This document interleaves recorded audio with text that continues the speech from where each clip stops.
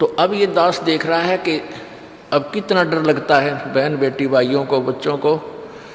अब वो कहीं, क्योंकि समाज हमारा जो है सारा का सारा समाज काल प्रेरित है, उन्हीं क्रियाओं को कर रहा है जो ना करने वाली होती हैं। और हमारा भक्त एक घर में एक व्यक्ति ने नाम ले लिया और 5-6 व्यक्ति वो सारे शास्त्र विरुद्ध साधक हैं, तो उनके साथ संघर्ष बनता है बेचारे का जा करके।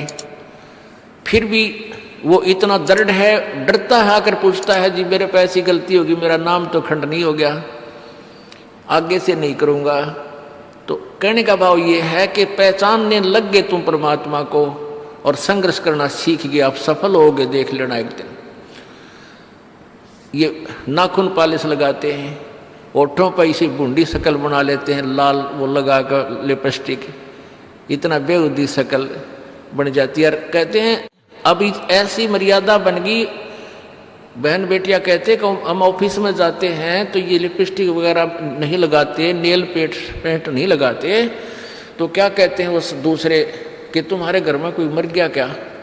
अरे थारा गजब भैया, ये बकवाद करने तो सारे जी जाओगे तुम, अकल खत्म होगी। यानी एक मर्यादा बन गई, जो ऐसे उल्टे काम ना करे उसने हे समझन लागे। निरंजन धन तेरा दरबार जहां तनिक नहीं न्याय विचार, सारे उल्टे काम में राजी रहे। लेकिन हमारी बेटियां अब संघर्ष करती हैं कि हाँ उनको ज्ञान हो गया, वो तो बालक हैं, कुछ भी कह सकती हैं। तो अब हम सबको बताते हैं ये ऐसा नहीं करना, क्योंकि पहले हमारा ज्ञान गांव में ज़्यादा चला था। इस दास ने गांव में जाकर प्रचार किया, तो वहाँ तो ये था को ना लिपस्टिक का फंड था, ना कोई नाखून पालिश लाया करती, मेहंदी मुंदी ला लेती, त्योहार वो भी मना कर दिया हमने, समझा दिया कि इसका कोई फायदा नहीं है, अपना भक्ति करो। तो वो तो सब एक साधारण सी बात ही छोड़ छाड़ दी। अब शहरों में फैल गया परमात्मा का जो ज्ञान है। अब शहरों से जो बेटियां आती हैं वो सारे तो नाखुना निशी बुरे हाल तो सनाए पाओगी। और इधर बिहार में तो और बेगन हो रहा कति बुढ़ी बालक सारे लाल ये नाखुना न कति जो कुसूती तरह पेंट करके लाओगे नो चमकान दे। अब इनको समझाना पड़ता है कि ये नहीं करोगे तो मान जाते हैं कि नहीं आगे नहीं करेंगे हम, क्योंकि इनकी आवश्यकता भी क्या है। भगवान ने जो कितने सुंदर नाखून पहले बना के दे रखे, इन पर क्या फायदा और बकवाद करने की। तो मालिक ने जो अंग दे रखे हैं वो बहुत अच्छे बना के दे रखे हैं, इसमें हमको फेरबदल करें, ये हमारी वो लोग दिखावा मेकअप है, इसकी हमें आवश्यकता नहीं। अब तो हम आपको बता रहे हैं, समझा रहे हैं पहली बार, फिर आप पे सियाने हो जाओगे, आपकी अब पर रुचि ना करे। जैसे नानक साहब कहते हैं, ना जाने काल की कर डारे किस विध डल जा पासावे, जिना के सरते मौत खड़क दी उनानों के डांसावे। अब प्रसंग था कि साध मिले साड़ी शादी होंगी और बिछड़ जा दिलगिरी वे, अख दे नानक सुनो जहाना ये मुश्किल हाल फकीरी वे। तो नानक साहब क्या बताते थे कि तुम जाते हो यहाँ से सत्संग सुनकर, और वहाँ आप ऐसे समाज में जाते हो जो सब काल प्रेरित होकर के वो साधनाएं, वो क्रियाएं, वो ड्रामाबाजी करता है, जिससे मुझे डर लगा रहता है कि कहीं आपकी क्रियाएं भंग ना हो जाएं और आप काल के मुंह में चले जाओ। जब तुम वापस आ जाते हो तो मुझे बहुत खुशी होती है कि परमात्मा के बच्चे काल के जाल से बचे हुए, तो उस दिन खुश होता हूं मैं। और तुम चले जाते हो तो मेरी एक तो वो ज्ञान कि यहाँ काल का लोक है, ना जाने कब जाना पड़ जावे, इस कारण से डर से अपनी भक्ति करता रहता हूँ। और एक तुम्हारी भी चिंता खाती रहती है कि कहीं काल के जाल में ये बालक फिर ना फंस जाए।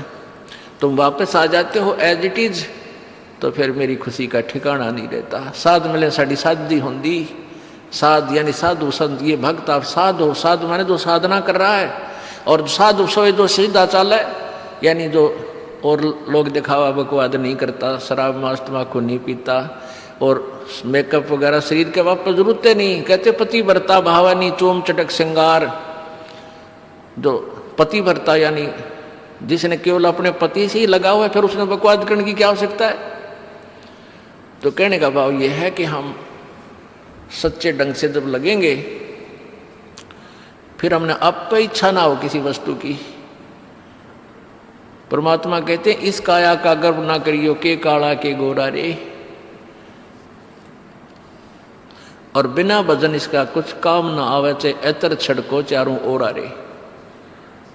ये शरीर क्या है, ये गोरा दिखा है चाहे काला किसी का, इसने थोड़ा सा छोल के देख लो, एक जैसा कोबाड़ सब में भरा पड़ा है। ये ऊपर पालिश का फर्क रखे, अरे इससे नाम अच्छा बूंदा मान लेते हैं। नहीं, ये चाहे काला है चाहे टेढ़ा बेढ़ा है, चाहे किसा बूंदा काना लंगड़ा है, इसमें जब भक्ति कर गया वो सफल है, और इस मेकअप में लग गया रहा वो असफल है, चाहे वो कितना सुंदर दिखता हो। तो पुण्यात्मा परमात्मा कहते ये मिट्टी है, इस मिट्टी से हमने लाभ उठाना है, इसे सोना बनाना है, भक्ति रूपी धन कमाना है, तो इसी से कमाया जाएगा। अब प्रसंग है कि झूठे सुख को सुख कहे, ये मान रहा मन मोद, ये सकल चबीना काल का, कुछ मुख में कुछ गोदी।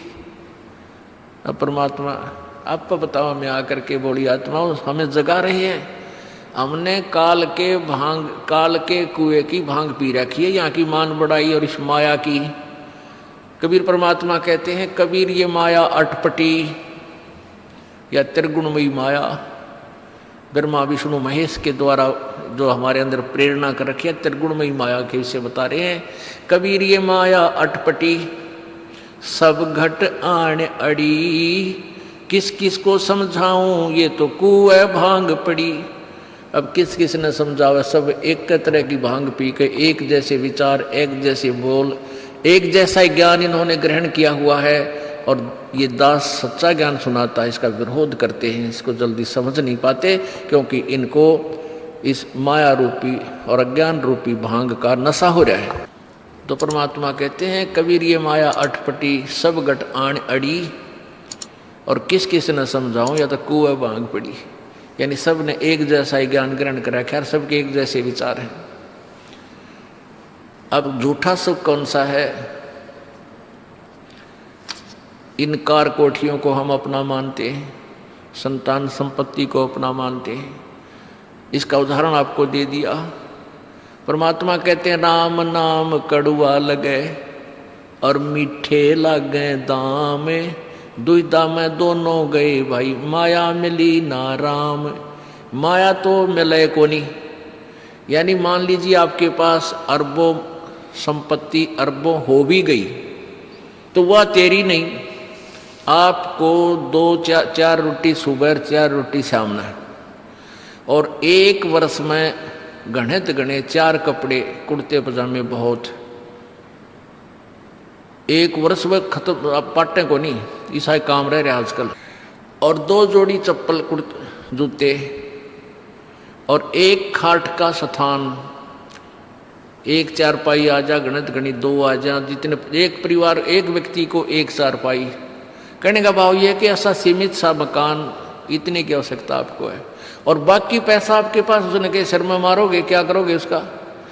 अब या तो कि तो बकवादा में लावेगा, कि तो शराब पीवेगा, कि तो और कोठी खरीद कर गिर देगा, उस पर कोई कब्जा कर लेगा, फिर लट्ठा मुकदमे होंगे, या कोई ले लेगा रिश्तेदार या कोई मित्र बन कर फिर दे को ना, फिर खेचा तानी रात ने नींद आओ ना, वह रखेगी बेगन में पात्रे, वो माया तने जीर्ण नहीं दे। और माया तो परमात्मा कहते हैं इस जीव की सबसे बड़ी शत्रु है, जो भगवान से दूर करे। अभी झूठे सुख को सुख मान लिया, कार कोठी होगी, बढ़िया व्यापार बिजनेस या कोई नौकरी होगी, तो भगवान से 100 कोस दूर है वो प्राणी। कोई एक आध पुण्यात्मा इसे प्रेरणा होकर आ जाता, वो तो फॉर एग्जाम्पल होते हैं। तो परमात्मा कहते हैं इसे सुख का आग लगे जो भगवान से दूर करे।